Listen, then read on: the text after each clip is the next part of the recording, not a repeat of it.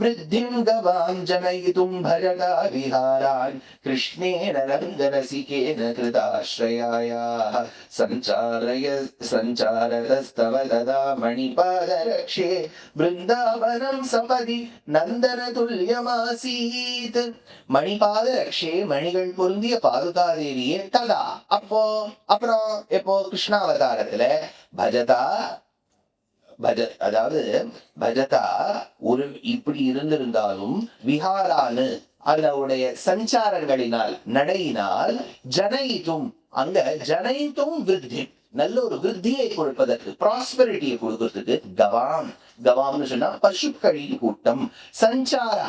எனக்கு கிருஷ்ணாவதாரத்துல அவர் நிறைய பசுக்கள் கறவைகள் பின் சென்று காலம் சேர்ந்து உண்போம். முன்னாடி பசு கண்ணுக்குட்டி எல்லாம் நடந்து போயிட்டு இருக்கு, பின்னாடி கிருஷ்ணன் நடந்து போயிட்டு இருக்காரு. தவ கிருத ஆශ්‍රයාயாக கிருதா நல்ல கிருஷ்ணேன ஆශ්‍රයාயாக கிருஷ்ணனை நம்பி வந்த பசுக்களுக்கு என்ன தெரியும், பாவம் இவரை நம்பி வந்துட்டு ரங்க ரசிகேன ரங்கநாதன் பிருந்தாவன சபதி ஆசீத்து நந்ததுல்யாம். அதாவது பிருந்தாவனம் சொல்ல ஐயோ உபன்யாசம் பிருந்தானா என்ன யாருக்கு நான் முள்ளு வெரி குட் நெருஞ்சி முள். நான் இதை உபன்யாசத்தை சொல்லியிருக்கேன். விருந்தன்னு சொன்னா நெருஞ்சி முள்ளுன்னு அர்த்தம். நெருஞ்சி முள் நிறைந்த காடுதான் பிருந்தாவனம். ஆனா பெருமாள் அதை நடந்து நடந்து நடந்து நடந்து அது கூட சாஃப்டாகி புல்லா எடுத்தான். புல்லாய் பிறவி தர வேண்டும் நூத்துக்காடு வெங்கட கவி புல்லா மாற்றிட்டாராம். அப்புறம் அந்த புல்லை வச்சு என்ன பண்றது, அந்த பசுவெல்லாம் நடத்தி வைக்கிறாரு, அதெல்லாம் ஜாடு போகுது அப்படின்னா அந்த பிருந்தாவனத்துக்கு அப்பேற்பட்ட பெருமை. பெருமாள் நடந்த இடம் ராமாவதாரத்தில் தேசம் முழுக்க நடந்தார். ராமாவதாரத்துல ராமர் உத்தரப்பிரதேஷ்லேயே ஆரம்பிச்சு அவர் நார்த் இந்தியன் கடவுள், ஒரு உத்தரப்பிரதேஷ்கார். என்னன்றது யாராவது எல்லாரும் ஒரு ஊர்லதான் சுவாமி பிறக்க முடியும், ஏதாவது ஒரு ஊர்ல தான். ஆனா அவர் மற்ற ஊரெல்லாம் எப்படி பாவிக்கிறாருங்கிற அர்த்தத்துல தான். தேசிகன் காஞ்சிபுரத்தை போனார், திருவேந்திபுரத்துக்கு போனார், ஸ்ரீரங்கத்துக்கு போனார், கர்நாடகாவுக்கு வந்தார். ராமானுஜர் ஸ்ரீபெரும்புதூர்ல பிறந்தார், காஞ்சிபுரத்துல இருந்தார், ஸ்ரீரங்கத்துல இருந்தார், கர்நாடகா மேலக்கோட்டைக்கு வந்தார். இல்லையா, எல்லாரும் ஒரே ஊர்ல இருப்பாங்கிறது. இப்ப டிரான்ஸ்பரபிள் ஜாப்னு பல பேர் இப்ப மூணு வருஷமா போயிட்டு எந்த ஊருன்னு சொல்றது, பிறந்தது ஒரு ஊர், மூணு வருஷமா கிராமமா போயிட்டு இருப்பா. பேங்க்ல இருக்கவா, இந்த சென்ட்ரல் கவர்மெண்ட் ஸ்டேட் கவர்மெண்ட் எல்லாம் பார்த்தீங்கன்னா போயிட்டே இருப்பா. இந்த மிலிட்ரி குழந்தைகள்லாம் இருப்பாங்க, டவுன்ஷிப் கொடுத்துருவா. நான் பொதுவாக இந்த மிலிட்ரியில வளர்ந்த குழந்தைகள்லாம் கேட்டா நீ எந்த ஒரு I can't say I belong to which place. 3 years I was in Jalandhar, 3 years I went to Assam, 3 years I went here, north south east west Sankaran மாதிரி 4 பக்கமும் போயிட்டு வந்துருது அந்த குழந்தை. எந்த ஊருன்னு சொல்றது, பெருமாள் ராமர் உத்தரப்பிரதேசத்தை பிறந்தார், பொண்ணு எடுத்தது நேபாள். அந்த பொண்ணோடு நடந்தது இன்டர்ன்ஷிப் முழுக்க பார்த்தது பீகார் இல்லையா. ஏன்னா அங்கதான் காமாசிரமம் சித்தாசிரமம் மால்டா வெஸ்ட் பெங்கால் இருக்கு, போயிட்டு வந்திருக்கேன். மமதை இல்லாம வந்துட்டு பெங்கால் போயிட்டு. அடுத்தது மத்திய பிரதேச நடந்த, அப்படி மகாராஷ்டிரத்துக்கு வந்தார், அப்புறம் கர்நாடகாவுக்கு வந்தார். கொஞ்சம் மேப் படி பார்த்தீங்கன்னா ராமாயணத்துல அவர் தெலுங்கு பக்கமா போனதா தெரியல. ஆனா அப்படி சொல்லிட்டே வச்சுவாங்க என் டி ராமாராவனா ஆஹா ஓங்கிறான். நான் ராமன் இந்த பக்கம் போறேன்னா அவ்வளவுதான், கஸ்தூரி உள்ள போயிட்டு வந்துட்டா பாரு. வேண்டாம் வேண்டாம், அவர் ஆந்திராவுக்கும் போனார், தெலுங்கானாவுக்கும் போனார், கேரளத்துக்கும் போயிட்டாரு. எனக்கு என்ன ப்ராப்ளம், தமிழ்நாட்டுக்கும் வந்தாரு. என்னன்னா முக்கியம், மற்றவாழ்லாம் ஒண்ணும் சொல்ல மாட்டாங்க. தமிழ்நாட்டுக்கார வந்தாரா, இங்க தானே சேத்து கட்டினார். எங்க இன்ஜினியரிங் எங்க படித்து அவர் சேத்து கட்டினார்? தமிழ்நாட்டில் இல்லாத இன்ஜினியரிங் காலேஜ். தமிழ்நாட்டுல 450 காலேஜ் ஏதாவது ஒண்ணுதான் படிச்சிருப்பார். முத்துலட்சுமி பாமலட்சுமி காலேஜ் எங்கேயாவது போய் படிச்சிருப்பார். அதுல படிச்சுட்டு உட்காந்து சேத்து கட்டி நேரம் ஸ்ரீலங்காவிலையும் போனார். ஸ்ரீலங்காவிலையும் முழுக்க நடந்தார். அங்க ஸ்ரீலங்கால நாங்க ஸ்ரீலங்கா 2016 முதல்ல போனோம். 2016 ஆமா 16 போனோம். 18 2 தடவை போனோம். 18 ஆனந்த் வந்தாரோ, ஏப்ரல்ல முதல் இதுல 2016 ஹரிணி வந்தா. அப்புறம் எங்களோட யாத்திராவே வரல. அவன் கேட்டா அவ பிள்ளை ஐஐடிக்கு அனுப்பிச்சுட்டு அப்புறம் தான் சார் ஐஐடிக்கு அனுப்பிச்சு, நான் உங்க யாத்திரால வர வரைக்கும் அவன் ஐஐடிக்கே போக மாட்டான், அதனால ஐஐடிக்கு அவனை அனுப்பிச்சுட்டு நாங்க உங்க யாத்திரால கலந்துக்கிறோம். ஹரிடி 2016 அப்புறம் 9 வருஷம் கழிச்சு இப்பதான் வரா. ஆனந்த் கிட்டத்தட்ட ஒரு 7-8 வருஷம் ஆயிடுத்துங்க. இல்ல அதுக்கப்புறம்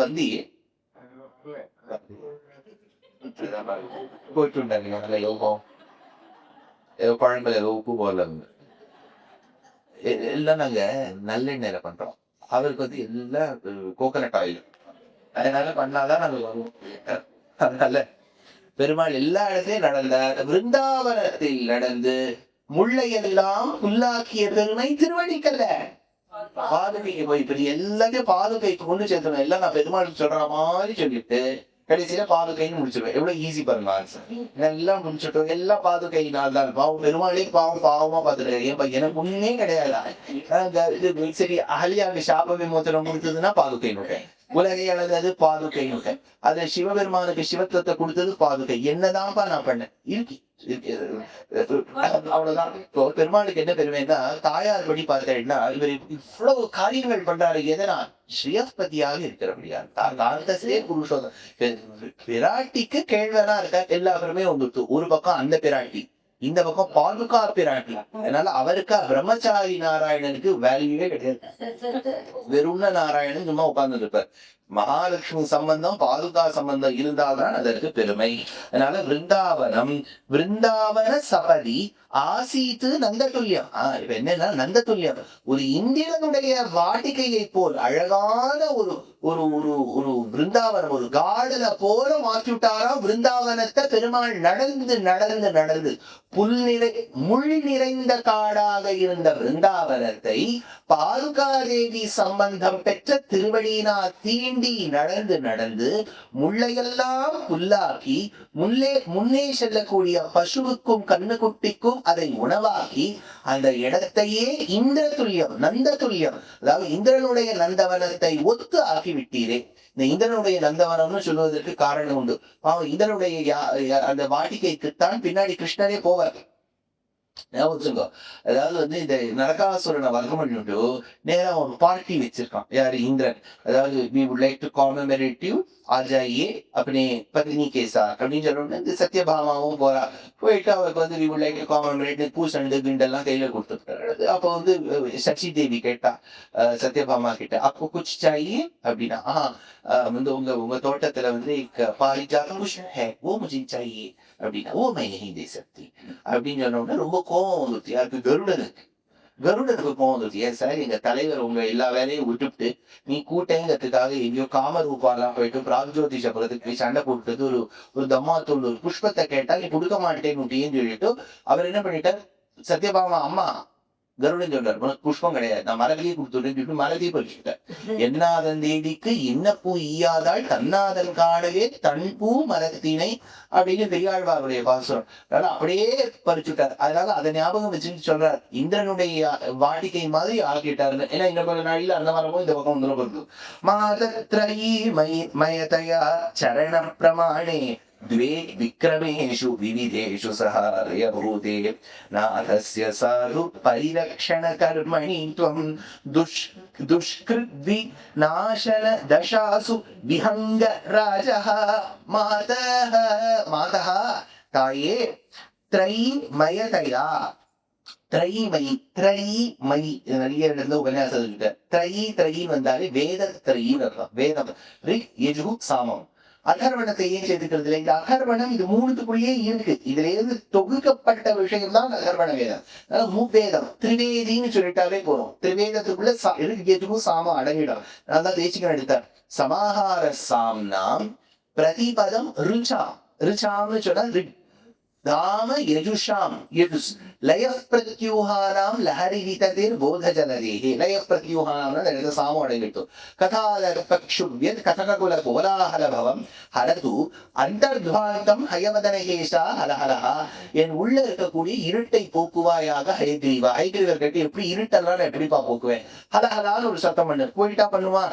ஆமாப்பா, நீ ஹலஹலான்னு சத்தம் போட்டா அல்ல ரிக்வேதம் அடங்கியிருக்கு, யஜுர்வேதம் அடங்கியிருக்கு, சாமவேதம் அடங்கியிருக்கு. மூவேதம் அடங்கியபடியால் வேத திரையி. அதனால இந்த இடத்த சொன்னார் திரைமய தயா, அதாவது முவ்வேதங்களே வடிவெடுத்தவளாய் சரண பிரமாணே எது ஒன்று அளப்பதற்கு ஒரு பிரமாணமா இருக்கும், ஒரு யார்ட் ஸ்டிக்கா பெஞ்ச்மார்க்கா இருக்கும்.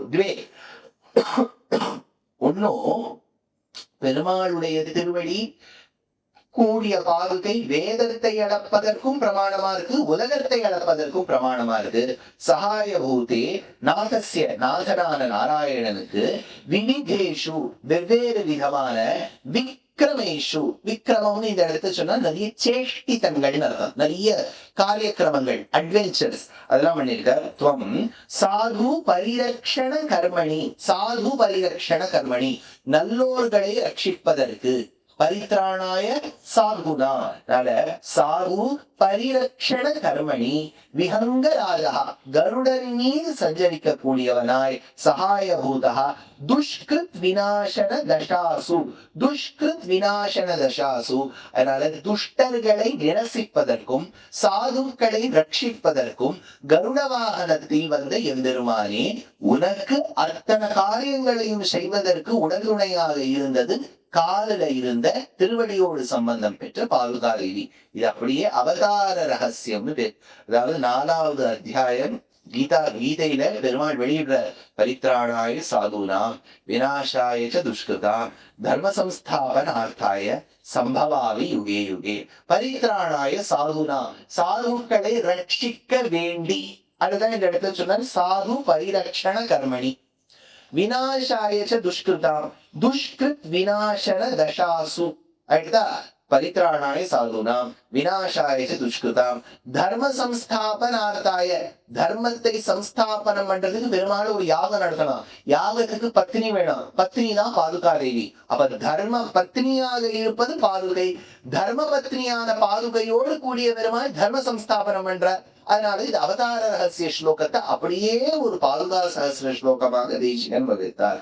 அடுத்தது பாதாவலி க்வசன விக்ரமணே புஜானாம் பஞ்சாயுதீகர ருஹைர் பஜரே விகல்பம் நித்யம் த்வமேவ நியதா பதயோர் முராரேஹ தேனாசி நூனம விகல்ப சமாதியோக்யா. பதாவலி பாதங்களோடு சம்பந்தம் பெற்ற பாதுகையே, விக்ரமணே, விக்ரமணே உன்னுடைய சக்தி, ஞானபல ஐஸ்வர்ய வீரே சக்தி தேஜஸ்னு பெருமாளுக்கு 6 குணங்கள். உன்னுடைய விக்ரமணே, உன்னுடைய பெரிய அந்த பலத்தை காண்பித்தாயே, புஜானா புஜபலத்தை காண்பித்தாயே, முராரேகே யார் மூலமாக? முராரி மூலமாக. முராரி யாரு? கிருஷ்ண, கிருஷ்ண நாராயணன். ஓகே. பஞ்சாயுதி, அந்த பெருமாள் எப்படி தன்னுடைய, அவர் விக்ரமத்தை காண்பிப்பதற்கு பாதுகாதேவி ஒரு காரணம். ஆனா வெளிப்படையா அவர் எப்படி காமிச்சார்? 5 ஆயுதங்களால காமிச்சார். பஞ்சாயுதி क्वचन भजते विकल्पम करोर कर करूरुहैहि தேசிகர் சொல்றார். சரி, இப்படி வச்சுக்கோ. சிசுபாலன வதம் பண்ணதுக்கு எதுக்கு யூஸ் பண்ணார்? சக்கரம். கஜேந்திர மோட்சத்துல அந்த முதலையை நிரசிப்பதற்கு, கௌரவர்களை அழிப்பதற்கு. Very good. பாஞ்சஜன்யத்தை ஊதினார் இல்லையா? அவரா வதம் பண்ணல, அவர் தான் ஆயுதத்தை எடுக்க மாட்டேன்னு ஒரு சத்தியம் பண்ணியிருக்காரு இல்லையா? ஆனா அந்த பஞ்சாயுதம், அந்த பஞ்சாயுதத்தில் ஒன்றாக இருக்கக்கூடிய பாஞ்சஜன்யத்தை ஊதும் போதே எல்லாருக்கும் தண்ணி எடுத்துக்கு வேணா போயிட்டா பாருங்க, துரியோதனை போயிட போறாருக்கும். ஏன்னா அந்த ஊதுற விதமே அப்படி இருக்கு. அந்த ஊதுவதை பார்த்தாலே எல்லாருக்கும் ஒரு கம்பனம் வந்து, ஒரு டெமர், ஐயோ இப்படியாவது இது வந்து போர் முழக்கம் மாதிரி இல்ல, வெற்றி முழக்கம் மாதிரி இருக்கு. அப்படி ஊதிட்டாராம் சங்கர். நல்ல சங்கம். அப்போ சில பேர் நிரசிப்பதற்கு சக்கரம், சில பேருக்கு பயத்தை தூண்டுவதற்கு சங்கம். இப்ப மதுக்கைடவாட ஒழிக்கிறதுக்கு சில புராணங்கள் கௌமோதகின்னு சொல்றது, கதையை சொல்றது.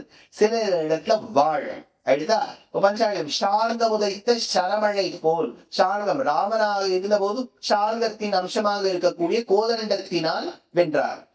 அதோட இருக்கல. அவர் என்ன சொல்றாரு? கரோர் உகை. சில அவதாரங்கள்ல நகத்தை யூஸ் பண்ணார்.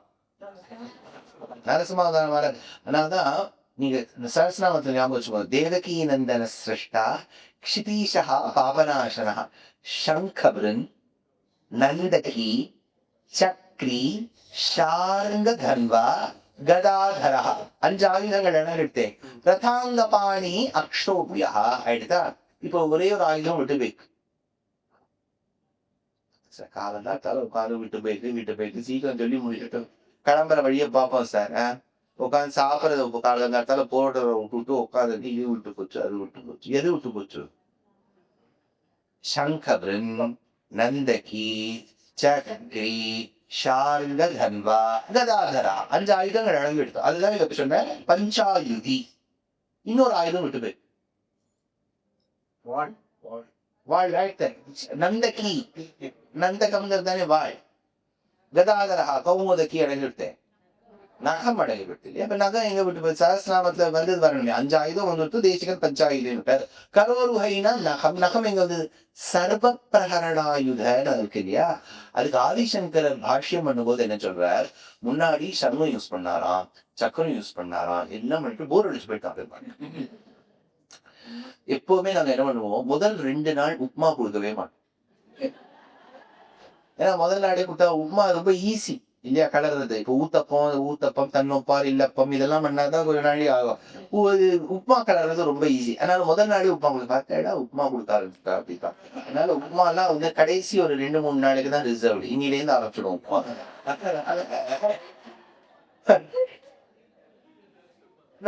போர் அடி எல்லாருக்கும் இல்லையா. இதுவுமே வந்து போர்டம் தான். இப்ப நீங்க வந்து இப்ப உங்க ஆத்திரையே நீங்க தடிக பண்ணி நீங்களே கேட்டு போர் அடிக்கும். அதனால முதல்ல ஒரு 5-6 நாள் ஒரு கை மாறிட்டுன்னு வச்சுக்கோ, ஆஹா நல்லா இருக்கேன், வேற ஏதோ போட்டிருக்கேன், இது என்ன போட்டேன் அது என்ன போட்டேன். இப்ப 9 நாள் தான் நாங்க யாத்திரா போட்டோம்னு வச்சுக்கோ, நம்ம தலையே சாப்பிடலாம் போய் ஆகுமா தெரியல. எல்லாரும் இப்ப அதை எதுக்கு போவாங்க, அந்த மாதிரி கெட்ட விஷயங்கள்லாம் எனக்கு இப்ப ஞாபகப்படுத்துறேன். சரி, என்ன யூஸ்ட் பெருமாளுக்கு வந்து சங்கம் யூஸ் பண்றாராம், சக்கரம் யூஸ் பண்ணாராம், போர் அடிச்சு போயிட்டான். He wanted to be innovative, out of the box thinking, out of the box யோசிக்கணும், ஏதாவது புதுசா பண்ணணும்ப்பான்னு நினைச்சாராம். வந்துதான் நரசிம்மாவதாரம், இந்த ஆயுதம் எல்லாம் நான் யூஸ் பண்ண மாட்டேன். தேவர்கள்லாம் கேட்டேன், என்னப்பா எந்த ஆயுதத்தைப்பா யூஸ் பண்ண, நகம், இதோ என் நகத்தை பார்த்துக்கொள். நான் இப்பதான் அதெல்லாம் சோதனம் எல்லாம் பண்ணிட்டு ஷார்ப் எல்லாம் பண்ணி வச்சுருக்க, எல்லா ஃபைலிங் எல்லாம் பண்ணி ஜம்முக்கு பாரு நகம், நகத்தை யூஸ் பண்ணாரா. அதனால ஆதிசங்கரர் சொல்ற சர்வ பிரகரணாயுத அப்படின்னு ஒரு பேர். யாராவது குருவம் உங்க பேரந்தின பேரு ஜம்முக்கு சர்வ பிரகரணாயுத் அப்படின்றத அவன் வரும். எவ்வளவு பெரிய பேரா இருக்காங்க. அதனால புதுசா எல்லாரும் கேட்கறாங்க, நியூ நேம் ஏதாவது சொல்லுங்க சுவாமி அப்படின்னா நான் ஒருத்தர் சொன்னா அப்புறம் மெயின் எழுதினு விட்டுட்டாரு. My daughter is due for a baby boy, யூஎஸ்ல சொல்லியிருக்கா, ஏதாவது பேர் கொடுங்க. சர்வ பிரகரணாயுதன் ஓகே கூட அவர் எழுத சர்வ பிரகரணாயுத. இப்ப அப்பாவுக்கு வந்து ஸ்ரீனிவாச கோபாலன்னு பேர் வச்சுக்கோ, சர்வ பிரகரணாயுத ஸ்ரீனிவாச கோபால 2 பாஸ்போர்ட்டை ஒன்னா ஒட்டி அப்படின்னா பேரே எழுத முடியும் இல்லையா. அதனால ஆனா அது விதேசத்துல வளர்ற குழந்தையா அதுக்கு எப்படியாவது ஒரு சின்ன பேர் கண்டுபிடிச்சிருவா, சால்வி ஏதாவது பேர் சால்வி அப்படிமா. அந்த சால்விக்கு என்ன சர்வ பிரகரணாயுதன். சரி, இப்ப என்னன்னா சர்வ பிரகரணாயுதன்னா எல்லா ஆயுதங்களையும் யூஸ் பண்ணி எவனுக்கு போர் அடிச்சு நகங்களை ஆயுதமா யூஸ் பண்ணாலும் அவனுக்கு சர்வ பிரகரணாயுதன்னு பேரு ஆதிசங்கரர் எடுத்தார்.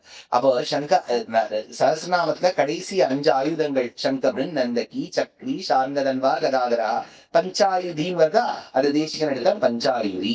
கொச்சன சில சமயங்கள்ல பஜதே விகல்பம், அதுக்கு பதிலா இந்த 5 ஆயுதங்களுக்கு பதிலாக கரோருகைகி கரத்தின் ஓரத்தில் முளைக்கக்கூடிய நகங்களை ஆயுதமாக பயன்படுத்தக்கூடிய விக்ரமேஷு பதயோகோ, எந்த பெருமாளுடைய திருவடி உயர்ந்த ஸ்தானத்தில் இருக்கின்றதோ துவமேவ நியதா, அதாவது மறக்காமல், அதாவது நியதா நித்தியம் எப்பொழுதும், தேன அசி நூனம் யோக்யா, நீ எப்பவுமே அதற்கு உண்டான யோக்யா, யோக்யான யோக்கியத்தைன்னு சொன்னா அதுக்கு ஏற்கத்தக்க குவாலிபிகேஷன் இருக்குன்னு அர்த்தம். சமாதி அவிகல்ப, சமாதி அவிகல்ப, அதாவது பெருமாளை வந்து நம்ம தியானம் பண்ணும்போது நிர்விகல்பக சமாதி சவிகல்பக சமாதின்னு யோக சாஸ்திரத்தை உண்டு. நீங்க நாராயணியம் கத்துன்றவ யாராவது கேட்க மாட்டேன், சும்மா பயப்படாதே நாராயணியம். அதுல 4வது அடியனுக்கு ஞாபகம், 4வது 5வது தசகமோ அஷ்டாங்க யோகம்னு பேர். அதுல வந்து 8 யோகங்கள், யமம் நியமம் ஆசனம் பிராணாயாமம் பிரத்யாகாரம் தாரணா தியானம் சமாதி, அது ஞாபகம் இருக்கா. நாராயணியத்துல அது வரும். அதுல கடைசியில அந்த முடிக்கும் போது சமாதியை பத்தி சொல்லுவார். அது தமிழ்நாட்டுல அதாவது உசத்தியான விஷயங்களுக்கு எப்படி வந்து அது என்னவோ ரொம்ப தாழ்ச்சியா சமாதி கட்டிடுவார், போட்டு தள்ளிடுவார். இல்லையா? இந்த மாதிரி ஒரு இது இந்த மாதிரி வார்த்தைகள். அதனால சமாதி அப்படின்னால ஒருத்தர் கேட்டார், "சார் அந்த சமாதி வேற, இந்த சமாதி வேறன்னு." இல்ல அவர் உபன்யாசத்தை கேட்டுட்டு தான் சொல்றாரு அத. ஏன்னா இந்த சமாதிங்கிறது யோக சாஸ்திரத்துல கடைசி நிலை. அது நிர்விகல்பக சமாதின்னு பேர். எதை தியானம் பண்றோமோ, எதை நான் யார் தியானம் பண்றாளோ, எதை தியானம் பண்றோமோ அதனுடைய ஸ்வரூபம் துளைந்து அப்படியே அந்த எக்ஸ்பீரியன்ஸ்லயே அந்த அனுபவத்திலேயே திளைத்து நிற்பது. அந்த எக்ஸ்பீரியன்ஸ் பாதுகாதேவி இந்த மாதிரி இருக்கிறத பார்த்தா. ஏன் அப்படின்னு கேட்டா, நீ இல்லாமல் அவன் ஒரு காரியமும் செய்வதில்லையே.